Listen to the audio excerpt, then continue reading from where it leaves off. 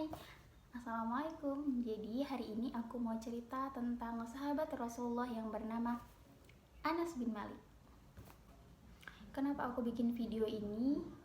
Sebenarnya ini iseng-iseng aja, karena aku juga lagi gabut, nggak tahu mau ngapain. Jadi aku kepikir kayaknya kalau bikin video tentang sahabat Rasulullah seru kali ya.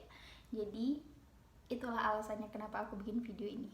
Sebagai seorang muslim, tentu kita sangat kenal atau bahkan sangat sering mendengar nama Anas bin Malik. Ketika kita sedang menghafal hadis, pasti kita menemukan perawinya yang Anas bin Malik. Seperti Anas radhiyallahu anhu qala Rasulullah SAW dan lain sebagainya. Karena memang Anas bin Malik sendiri adalah pembantu Rasulullah yang banyak meriwayatkan hadis dari Rasulullah SAW. Nah, dalam video kali ini aku akan membagi menjadi 3. Yang pertama adalah Anas bin Malik waktu masih kecil, Anas bin Malik ketika dewasa, dan bagaimana wafatnya Anas bin Malik. Anas bin Malik kecil, ia belajar Islam dari ibunya. Ibunya banyak mengajarkan tentang Islam kepada Anas bin Malik dan juga menceritakan tentang Rasulullah kepada Anas bin Malik. Melalui kisah-kisah yang disampaikan oleh ibunya, ia sangat tertarik dengan Rasulullah dan ia memiliki keinginan ingin bertemu dengan Rasulullah SAW.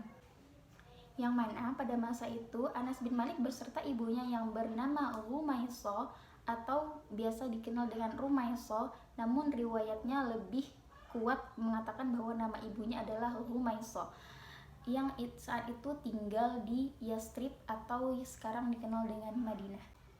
Setelah mendengar beberapa cerita dari ibunya, bagaimana Islam, bagaimana Rasulullah, sehingga pada suatu hari ia mendapat kabar bahwa Rasulullah akan berkunjung ke Yastrib atau Madinah. Mendengar kabar itu, Anas bin Malik merasa sangat gembira karena ia akan bertemu dengan Rasulullah, yang mana pada saat itu Rasulullah tinggal di Mekah. Dengan perasaan yang menggebu-gebu ingin bertemu dengan Rasulullah, Anas bin Malik lantas pergi ke jalan untuk menemui yang mana Rasulullah. Ternyata berita itu bohong alias hoax, sehingga pada saat itu Rasulullah tidak datang ke Yastrib atau ke Madinah. Lantas Anas bin Malik pulang ke rumahnya dengan perasaan kecewa. Tak lama setelah itu terdengar kabar kembali bahwa Rasulullah akan datang ke Yastrib atau ke Madinah. Mendengar hal itu, Anas bin Malik kembali merasa menggebu-gebu ingin bertemu dengan Rasulullah. Nah, berita kedua ini benar karena Rasulullah benar datang ke Yastrib atau ke Madinah dengan sahabat Abu Bakar As-Siddiq. Kemudian akhirnya Anas bin Malik pun bertemu dengan Rasulullah SAW.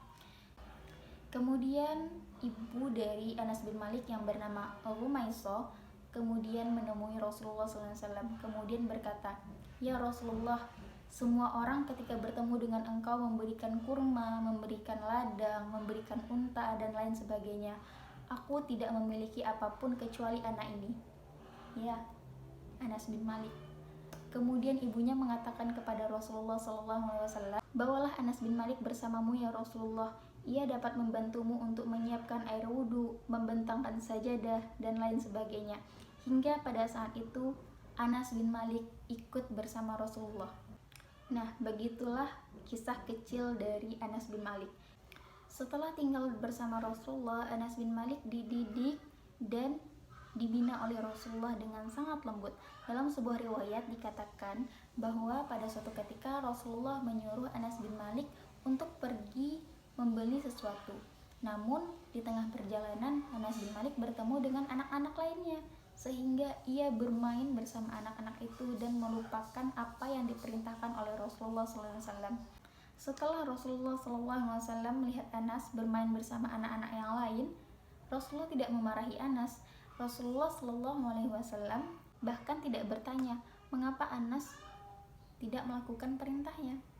Di sana terlihat bahwa Rasulullah benar-benar mendidik Anas bin Malik dengan kelembutan. Ada sebuah doa yang selalu Rasulullah SAW ucapkan kepada Anas bin Malik yang berbunyi, "Allahumma urzuqhu malan wa waladan wa barik lahu."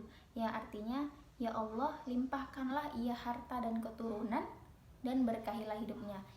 Nah, doa ini diijabah oleh Allah Subhanahu wa taala, yang mana Anas bin Malik Al-Ansari menjadi orang kaya dan juga banyak keturunannya. Karena Anas bin Malik tinggal bersama Rasulullah, tentu saja ia menjadi salah seorang yang dimintai nasihat, referensi dan lain sebagainya. Karena ia tinggal bersama Rasulullah, sehingga ia banyak meriwayatkan hadis dari Rasulullah SAW. Dalam sebuah riwayat dijelaskan bahwa ada dua peristiwa yang selalu akan dikenang oleh Anas bin Malik Al-Ansari, yaitu ketika ia bertemu dengan Rasulullah dan juga ketika Rasulullah wafat. Ia menceritakan bahwa ketika ia bertemu dengan Rasulullah, ia seperti melihat cahaya, ia seperti melihat adanya harapan, ia seperti melihat bahwa inilah yang ia tunggu-tunggu. Kemudian ketika Rasulullah wafat, ia merasakan seluruh dunia ikut berduka. Anas bin Malik Al-Ansari sendiri wafat ketika umur 103 tahun dikarenakan ia jatuh sakit. Nah, sekian dulu dari cerita Anas bin Malik.